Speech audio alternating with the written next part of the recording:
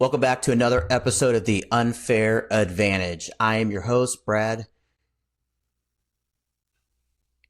And today I'm excited to be joined by Sebastian Rusk, who is the CEO and founder at Podcast Launch Lab. Sebastian has over 15 years of experience building vibrant online communities and has dedicated his career to empowering individuals to share their narratives. Sebastian founded Podcast Launch Lab in 2016 to help marketers and entrepreneurs launch their podcasts. And when we launched ours, we used a few tools out of his tool belt. He currently is the host of the podcast called Podcasts Suck. And I'm interested by the end of this if he thinks that ours sucks, where he dives into the details of podcasting. Sebastian is known for firing up a crowd, and I've heard that from my network firsthand, and I cannot wait to invite him on the show. But before we dive in, let's not forget that this podcast is sponsored by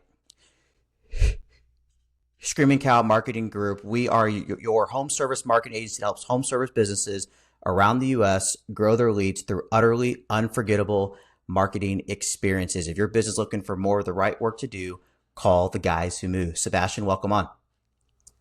What's going on, Brad? Thanks for having me, bro. Yeah, absolutely. So I was looking at your bio and everything like that, and it's like there is a ton here that you do with podcasts and everything along those lines. But wanted you to kind of just give everybody a quick highlight as to like what you do, how you got into the industry and everything like that. Sure.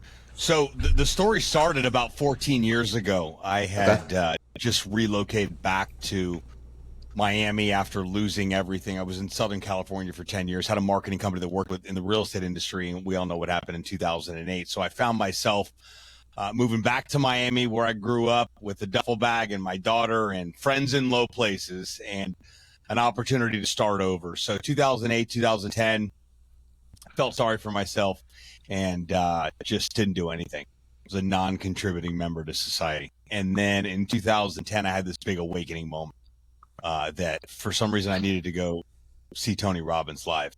I wanted to awaken the giant within. And called a friend of mine who worked for Tony at the time, and she filled me in on all the details. I had like $6 to my name, so I wasn't sure I was going to put that all together. But she called me back an hour later and said, hey, I totally forgot my best friend lives in Miami, and she'd be a great introduction for you. She works as part of Tony's core team of 6 people and travels with them. And I'm like, cool. I don't know what the hell I could possibly bring to the table, but I would love to meet this individual. So we met up that week for a drink, and we're sitting on Ocean Drive, which, unless you're a tourist, you don't go to Ocean Drive. But for some reason, I think I talked her into going to TGI Fridays because I was so broke that at least I could cover happy hour at TGI Fridays versus like a steakhouse on Miami Beach. I think that was the strategy there. But anyway, we got to talking, had a few drinks, and she went right into asking me, so what's next? And I looked at her right in the eyes, and she said, and I said, I don't know. And she turned back at me, and I quote, said, that is a fucking problem. Now, these are my offended days. So for this brand new person that I just met to ask me what I'm doing with my life or tell me, but I'm like, okay, humble yourself, dude. You got like $8 to your name, and she probably makes a significant income. So just ask questions and stay curious. So I said, so what do you mean? And she said, I'll tell you exactly what I mean. Let me ask you a question. Who's missing out? Because you're not showing up. And dude, I was mind blown. Yeah. Because I was searching. I was crawling out of victim mode, of course. Poor me. Woe is me. Got to get back to the mountain. I've got a gift. I got to figure out a way to use it. I've been in the world of social media since the beginning. How do you turn it into a business? So that pivotal moment propelled me into what would allow me to start my first digital company, which was called Social Buzz TV. And that Monday I actually had the logo for it based on her and I chopping it up about potential names. So the story started in 2010. I launched a digital agency and got 6 years into it and realized I hate what I'm doing, only to find out that I just hated myself. And in 2016, I met a girl on a dating app who introduced me to a personal development course that radically altered the course of my life and radically changed my perspective and thought process. I was able to learn how to love myself. I came out of that fully accountable for everything that happens in my life, past, present, and future, and knowing that I've got to leave what I'm doing right now, but still stay in the industry because I've built a brand as a speaker. I've written a book. All of the accolades that help support a brand were in place. I'd be a fool to go sell insurance. So I ran into a friend at a co-working space, and she said, hey, I got a digital radio show. And I was like, what the hell's that? And she goes, oh, well, we record it once a week and it goes on the internet. And I was like, yeah, I would assume so. Let me ask you a question. Is it working? And she was like, well, I mean, yeah. I go, well, how do you know? Yeah. And she couldn't answer that question. And I'm like, you could just start a podcast, record it from your house, not with all this other fluff. And you're paying $1,000 a month. So my wheels are already spinning. She goes, I don't know how to start a podcast. Can you help me start a podcast? And I'm like, bingo. That's how we stay in the industry, but leave what we're doing regarding social content and strategy and all that stuff. I want to really find my lane, and I found it with podcasting, and founded the Podcast Launch Lab shortly thereafter. That was like the end of 2016. I literally have not looked back since. I set some boundaries for myself that said, what do you want to do? Like, what do you really want to do? Yeah. I want to speak. I want to do comedy, and I want to launch podcasts. And if it's not those three things, I'm not leaving the house. You're not doing those three things. Exactly. I know those three things radically change someone's life. I don't want to say everyone's life. Someone. It only takes one person to say, hey, you said that one thing, just like this individual did to me, and everything changed. Yeah. It's crazy how when you're like at that rock bottom, like who comes into your life, and it's like you look back at like the bigger picture of things, and you're like, okay, this person was placed in my life at this time, and that's how these things connected. Like my last business closed, and my wife and I were engaged and moved from Kansas City back to St. Louis. Like we couldn't afford anything. Like we had to sell off a bunch of crap to get back to St. Louis, moved in with my mom and dad. And I wound up taking a job and did that for about 6 months. And it was like, I couldn't last any longer. And the only thing that lit me up was doing these side projects, working with homes service companies and everything, helping them like build their website and get found online and all of those things. And I recall my wife coming in and saying like, dude, you are a walking zombie. The only thing that lights you up is this. You're quitting your job tomorrow. And I'm like, what? Let's go, wife. Absolutely. And part of that conversation was exactly what you said of like, who is missing out because I'm not 100% into this dream. And it was like when she said that to me, I was like, yeah, I'm quitting tomorrow. And I called my boss the next day. No more. And I mean, it was almost like a light switch in that way. But you almost don't realize it until somebody just slaps you in the face and says like, this is how it is. So, during that time, you mentioned it was you and your daughter, correct? So, part of what we talk about is, this being the unfair advantages. I like to highlight entrepreneurs who like other people would say like, that shit's unfair. Like that the fact that you had to go through this and you didn't have, a partner with you to help you support like your kid and all this stuff, like that's unfair. And as entrepreneurs, we're like, no, like that was actually my fuel for success. So talk to me a little bit like what that looked like, being a dad, trying to get back on your feet and all those things. By the time this episode airs, I'm hoping I don't get in trouble by my wife. We are expecting by the end of this year. And so I'm just curious, like, what was that like, trying to grow a business, with a kid? I don't know how old your daughter was and everything. But yeah. Yeah, so I decided I wasn't going to go to college. There was a better way. I was going to have a kid. And after that, I was going to become an entrepreneur.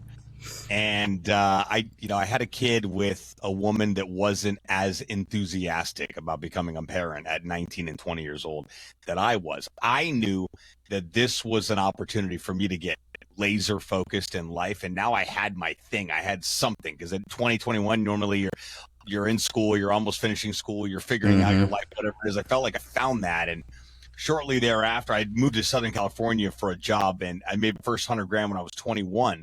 And I thought, well, if I can bring in $750,000 in sales for this guy, and I only took home 100,000. Those numbers are never going to work. So one day I had to go pick my daughter up early at daycare, and they wouldn't let me leave work. And they said, we've all got, I remember like it was yesterday, we've all got kids. And my daughter was like 2. She's 23 now. And that's wild to say. That's like wild here. Wild. And they were like, hey, we all got kids. You can't leave. And I was like, fuck this. And that was the last time. I'm a terrible employee. I haven't had a job in 23 years because of that. But it fueled my entrepreneurial journey because I was just so, it doesn't matter. Like, she has to eat and she needs clothes and she's got to go to school and you need gas for the car and you need groceries. Like, it doesn't, she cares, but she doesn't even know that she cares. So it was my responsibility to make sure all that happened. And, here we are in retrospect. It all worked out. Yeah. Worked out better than expected. She just graduated from college with a degree in psychology, and she's living in Dallas now and in the master's program studying mental health counseling and working at Buc-ee's. You ever been to a Buc-ee's before? I actually was at Buc-ee's this weekend.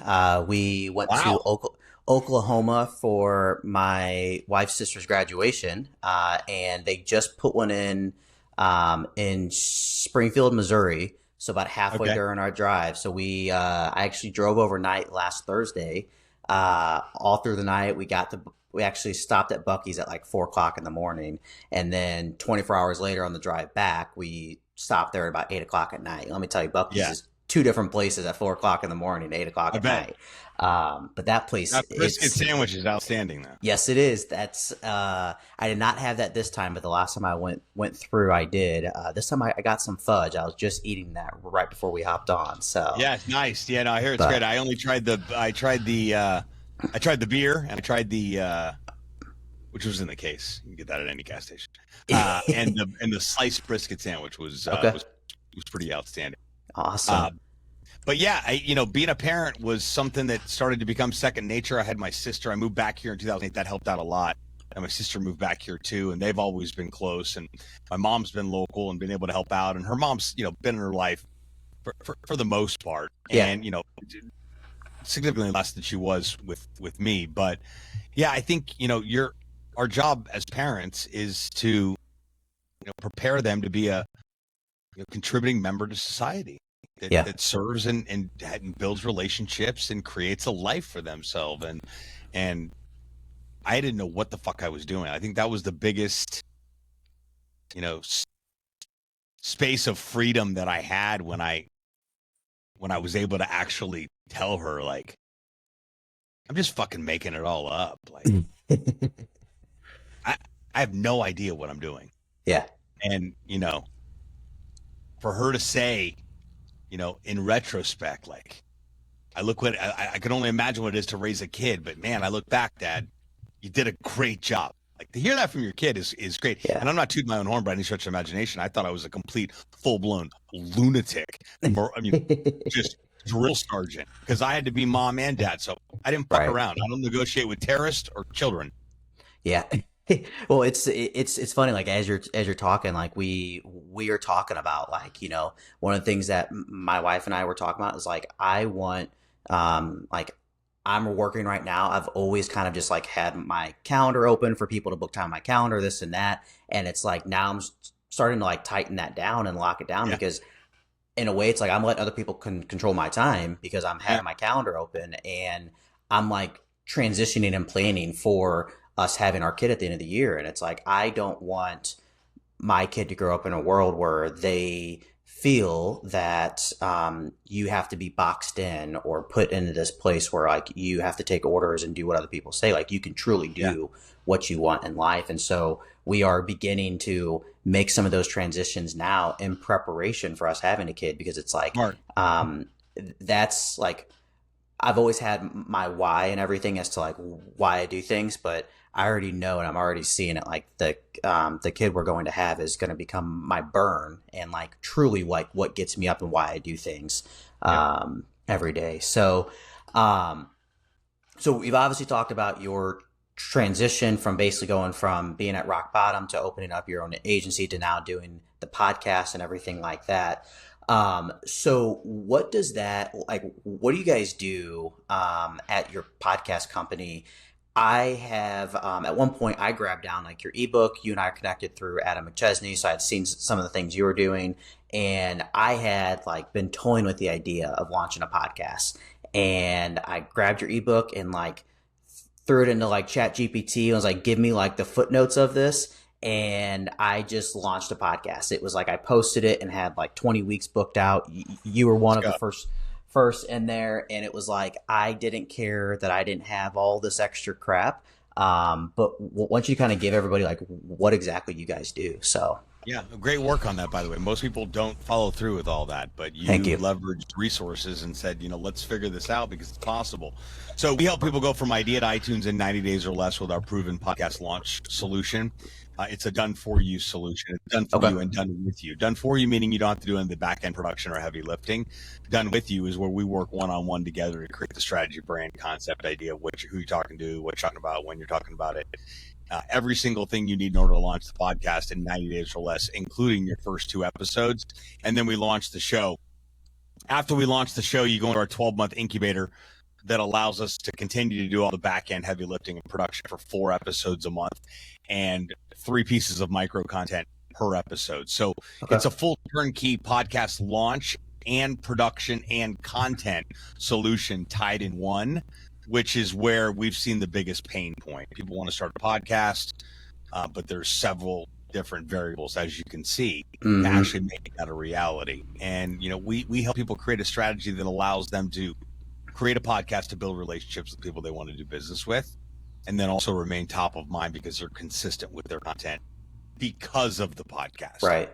Absolutely. Okay. So, for anybody who's listening, when you're talking about like back end things, I imagine a lot of you're talking about is like getting it Like listed editing, online, show notes, editing, what do I all call that. the episode? Yeah, all the Yep. uploading, all the micro content that's attached to each episode. So all of the stuff, when you're done and you hit record, you hit stop, Yep. everything that has to happen with that raw file, we make a reality. Yeah. It is. I didn't realize how much went into it, and it was like as I recorded the first episode, and I was like, crap, I don't even have like a intro, and so I had to go on like Fiverr, and I like I paid like 3 different people on Fiverr to do it because I didn't like the first 2, so it wound up costing me more than I thought it was, and all Pretty these standard. things. And then I have my own team, but they're like, I'm like, all right, you guys need to go create like the notes for the show and this and that. They're like, how do we do this? Because we've not done this before. And so then I'm like, crap, I don't know how to do this. And so we're like, just like learning as we're going. I probably launched it a little too quick. It was like, But you launched it. That's the important part, and it's still it going. is. Oh. It is. I think I went from like idea to launch in like 30 days or less, which looking love back was probably a little too quick. This episode's like a full-blown testimonial for me. This is fantastic. Yeah. And I'm like, at one point I was like, this is honest. I was looking at my bank account and I'm like, I wish I could just reach out to him and like just get through his program. But I just tried consuming. I was one of the guys that consumed as much free content and didn't wind up going and doing things with it. And then it was like right after that is actually when you had reached out to me and was like, hey, I want to be on your podcast. And I'm like, man, now I feel like an ass for not using him. And then he's on the podcast. Were you at Adam and I's event in St. Louis? I was not. I actually was on a cruise. Okay. But I am going to be at least at part of the event that he's having in June. So Good. Yeah, we're doing it again. We're kicking ass already. It's almost sold out. So yep. we're thinking about adding a couple of seats, and that's a great problem to try and have. Yes, when it you is. put them on. And we're going to the cards game, so it's going to be great. Yep. I will not be at the cards game, but I will be. I think on the event's like all day, 8 hours, something like that. Yeah, I think I'm going to be there for like 4, I think. Something okay. like that. Yeah. I'm probably gonna be like a 10 to 2. I have another obligation that week, and at first was not able to even go, and then I was able to move some things around and get to it. And it was because of what I heard about like what you guys did at the first event. I was like, I don't care what I have to do. Like I'm gonna figure out how to get to this event. So Good. I'm glad you did. I'm glad you did. We'll be glad to have you. Yeah, absolutely. So one of the things you said was like somebody said like, well, could you help us do a podcast? And you're like, that's it. Like, I'm going to launch, like, this is what I'm going to do. I'm going to help people, launch podcasts and everything. Obviously, the early days of doing that are not nearly what you guys have in terms of systems, processes, people, all of that. So what did that look like? Because that's something like my agency's been around for, I've been full time into it for about 15 months or so. And like what we did when I first got going, not even near what we do now. And so there was a lot of lessons we learned from like early on that helped kind of form like what we're doing today. And I'm sure that's the exact same way that it is for you, but there was a much longer period of time that you have in between beginning and now. Yeah, I mean, there's, as with anything with technology, continuing to make life just that much easier. There was a point in time that I would, be burning the midnight oil with GarageBand editing episodes. Now I, would rather wake up in the morning and punch myself in the face and eat my pillow than edit a podcast episode. Yep. But and show notes, the episode titles, AI's helped out with a lot of this stuff. Mm-hmm. Would really expedite. I think really being able to I don't think what AI is not going to do is replace the human ability to create, a strategy that's human to human. You know what I mean? Yep. It can come along and support things. So I think podcasting is going to stay, and video as well. I don't think that deep fake is going to take over anytime soon. I think it's actually going to be the complete opposite. I think that there's going to be measures put into place to try and, whoever figures out how to detect deep fake videos is going to be a gazillionaire for sure. For sure. Yeah. But I don't think that anybody wants their voice. I don't know. You never know what's going to be, what's going to come around the corner with AI, but it's definitely become significantly easier. Yeah. Than it used to be. I remember when I first started, I started on a platform called Blog Talk Radio. Okay. And allowed you to have like a radio show online. They give you a website, and then I figured out that if I took the RSS feed they gave me, it was on, or no, Blog Talk allowed me to download the episode that I uploaded to SoundCloud, and SoundCloud gave me an RSS feed, and the RSS feed allowed me to get into Apple. Yeah. And Social Buzz on Air, that was my, and I remember I'm like, I can interview people and I can get to know them, but I never thought I would convert it into interview people and do business with them, let alone start an actual agency around it, which is pretty wild. Yeah. And I grew up in a radio station, oddly enough. I cut kids' tracks on the weekends in exchange for a Happy Meal. Okay. And I had no desire to follow in my dad's footsteps, career-wise. And here I am in the world of podcasts. In fact, I had him on the show last year. He was in town for a cruise, and we did an interview.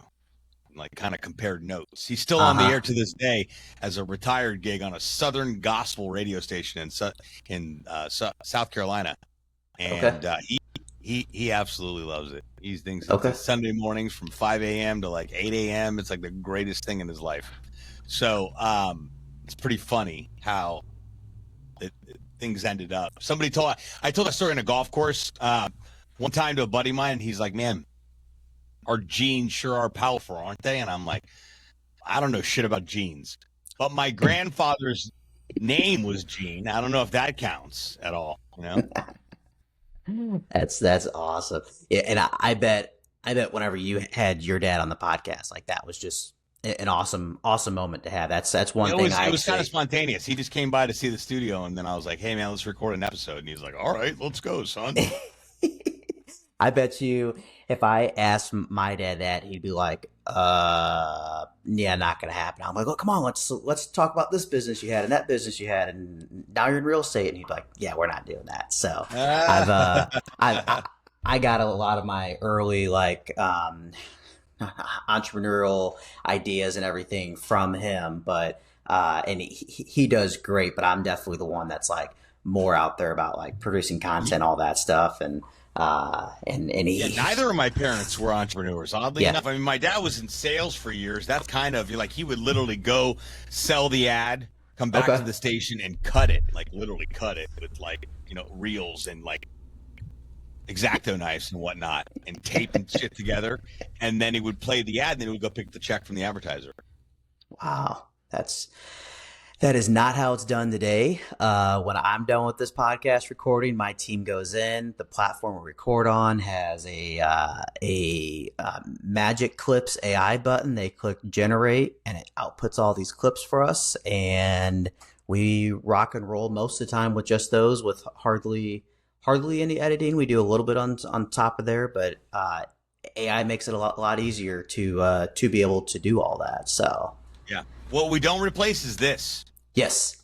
Yep. You know? Absolutely. Absolutely. And it's nice. Like you have to have, I can't depend on AI to do everything from leading up to the show and getting off the show. Like I have a team who goes in and prepares my notes for everything, asks a couple questions and things like that. Now we use AI to help generate these questions, but I still have to have a human who goes in and inputs those notes and everything, and then looks through the questions that AI generates and everything for us. And then once I hop off, like there has to be a human to go through and do certain things that like AI just cannot do. And because of those people and because of AI, I can just get up, show up and record, and everything else just happens in between those things. So, and it's great for building rapport and relationships and everything like that. So, now one of the things that I said in kind of the intro is like, you are amazing at like energizing and waking up a crowd. That was one things that I heard like in the Builders of Authority like group I'm in, like people were coming back and just talking about like how awesome you were and everybody else was at the event. So what is it that you do to prepare to get up like and do some sort of talk and like really get energized? That is something that like I'm getting into doing more talking, getting, doing a lot more events and everything. And it's like, I try to like hype myself up and I'm like, dude, that's not you. Like, don't hype yourself up in that way. And then it's like, actually, Why when not, I do though? that, but and that's the thing, like I've realized when I do hype myself up, then it's like, that's probably the best talk I've had. And it's when I don't hype myself up is when I don't. So curious as to like what you do and everything like that. Yeah, I'm trying to find this on my phone real quick. Say an incantation to myself. Of course, I can't find it at this very second.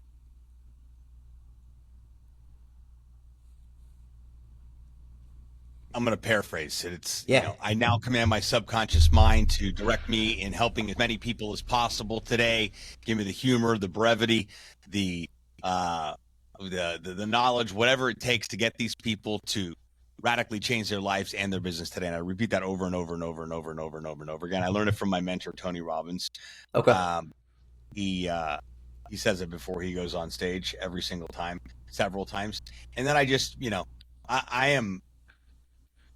I'm reminded every time there's an opportunity to be on a platform that it's game time.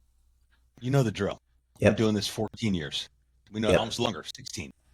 And you're here to deliver whatever message you were sent here to deliver. Yeah. And if that message lands correctly, somebody's going to do something different with their life. Maybe they hire me, maybe they don't. Maybe they're happy, maybe they're sad. But I'm there to be a defibrillator and wake people up in areas that they didn't know they need to be woken up in. Well, and if getting pumped out, energy is my thing. I'm already a high energy guy, so it's not too hard to get pumped. Yeah. Well, and if you think about it, like the fact that Sebastian showed up every single day is part of the reason as to why I have a podcast out today is because of what you do. Like I had other people say do a podcast and everything, but like if it wasn't for me going, and I'm sure I would have found another ebook and all that stuff, but if it wasn't for me going and like getting connected to you through a mutual connection and you showing up every single day and me grabbing that ebook, like this podcast may or may not be here. And I've had people come to me and say like, hey, this is the first time that I've been able to share what I've been through that led to my like entrepreneurial journey. Like people know me for me being an entrepreneur, but they don't know me for like what led up to it.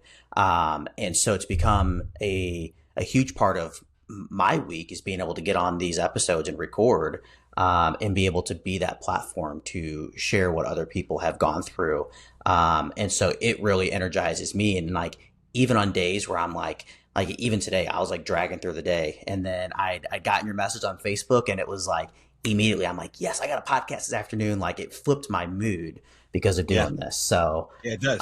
Throw yourself into your work. It can be a healthy outlet, especially with yeah, that. And I appreciate your kind words, and that's just a testament to, the message that I share, which is who's missing out because you're not yeah, showing up. And I live showing up as much as I possibly can. And there's days that I absolutely strike out. I struck out yesterday. I was just yep, busy with appointments and all kinds of stuff all morning line and just life stuff. And by the afternoon, I was like, you know what? Monday, you win.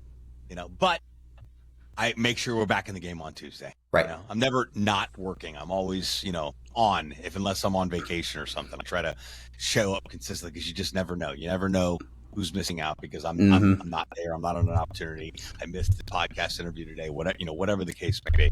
Yep. Yeah, absolutely. And even with like we are always on, but like even like on vacation, like I try to work like 1 hour a day, and that's first thing in the morning prior to my wife waking up, anything like that.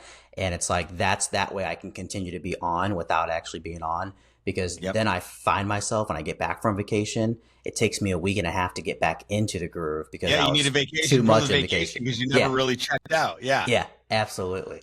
So, want to get towards wrapping this up. I know you have somewhere to bounce pretty quickly after this. But I got two more quick questions for you. So for somebody who, it went through what you went through, like, raising a kid by yourself, kind of getting back on your feet. For a lot of people, they go through this mode of, I'm going to almost say being paralyzed, where it's like, I know what I need to do. I have this big dream, but I don't want to let, my family down, my kid down. What's some advice that you would give to them, like to get out of that mode and just follow their dreams and really build a life that, like, their kid, as you said, like your daughter looked back and was like, you did a pretty good job. What's that advice that you could give to them? It's back to the original point. Like if you really start to think, like you make a list of people that you know and that you don't know, we're literally missing out because of your thing that you want to do that you're not currently doing, because our dreams are attached to other people's dreams, and when we don't take action, we're being grossly negligent to those people that can truly be impacted by us sharing our gift with the world. And I think that it's a powerful space to operate in, but it's also a declaration, and it's a decision that you make to say, I'm committed to doing this because I said that I'm going to do it. Yeah. And because I know I'm deeply passionate about it, it excites me, and I know that it can help someone somewhere, even if it's eventually. I think it's having that mindset, really thinking, because we've all got a gift. It's just a matter of whether or not you believe it or not, and you're willing to actually do something with it. Yeah. But I do know for a fact that other people, and this conversation is not a better example of me showing up, which encouraged you to show up, which is now encouraging other people to show up. Yeah. And, we're a link in the chain, but we get the opportunity to constantly fuel that time and time again, every single time that we show up. Yeah. Yeah. I've obviously dropped his name once in his program, but, and Adam McChesney and his Builders of Authority program, like he is, but without him showing up and like following his dreams of like transitioning out of his agency into building his like Builders of Authority program, like I probably would have failed my agency, because like I was having a hard time getting business, driving leads, all that stuff. And the moment that I like, basically like he launched his program and he's like, I'm going to teach people how to build a personal brand to drive their business. I was like, I'm in. And he has taken me like almost 90% of the business that I get now is purely from personal branding. If it's like Adam's another person, another link in that chain, that like if it wasn't for him showing up, I would have never met you. Like it is very important for people to just show up and do what they are truly called to do. So then Absolutely. Obviously linking this back to your podcast and everything like that, and what you guys do with launching podcasts, for somebody who is looking to begin their own podcast and share what they do, like what is that advice that you give them on just doing it and getting going with whatever podcast that they want to launch? Yeah, I think it's mapping out just a game plan. What are you going to call the show? Why are you doing the podcast? What kind of show is it going to be? Go to Spotify for podcasters, sign up for a free account, start recording episodes, go to Canva, design some cover art, and just see if you like the process and if you enjoy it. And then if you need help with it and you think that you really want to go all in with it, then call me. Yeah, absolutely. Well, and as we said, I did not use you guys, but I use your resources and everything like that. So for anybody who's listening, definitely, yes, I use the system to produce it. And even now there's things that I'm fine tuning. We're going back and looking at material and everything like that to really help advance what we're doing. So, and I imagine that if anybody's looking to connect with you, they can visit you probably on Facebook. Is there a website? Yeah, Facebook, Instagram. On Podcast Suck on Instagram. Hang out at LinkedIn a lot. Facebook. Right under my name, Sebastian Rusk, and let me know you heard me. You found me rather on the Unfair Advantage, and any questions, whatever I can do to be of help to get you across the finish line. Sometimes people hire us, sometimes people do it themselves, just like you. Yep. So what other way you do it doesn't really matter to me. I just want to see absolutely finished product and see you take it out in the world and go do something with it, just like Brad is. Awesome. Well, we will get all that information in the show. Sebastian, thanks again for joining me today. For anybody who's listening, please don't forget to like, subscribe, and leave us a review so we can continue to produce more episodes like this. And please like and share this episode on your social pages, Facebook, LinkedIn, anything like that, so we can get more people to listen to what people have to share like Sebastian. But until next time, this is your Unfair Advantage.